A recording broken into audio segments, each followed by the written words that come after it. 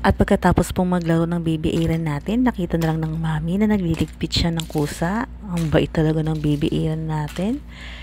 Napagod na siguro maglaro mga kami at nakaramdam na siya ng antok. At very organized pa nga ang baby Aaron natin.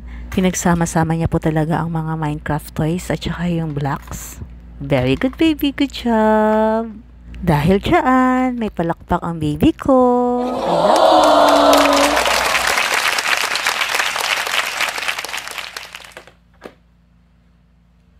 Sige lang baby ko, kayang-kaya mo yan. Talagang hindi nang ngumingiti ang baby Aaron natin, oh. Mukhang napagod talaga.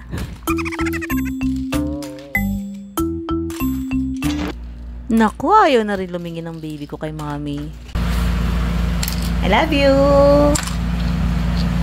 I love you! I love you baby, good night!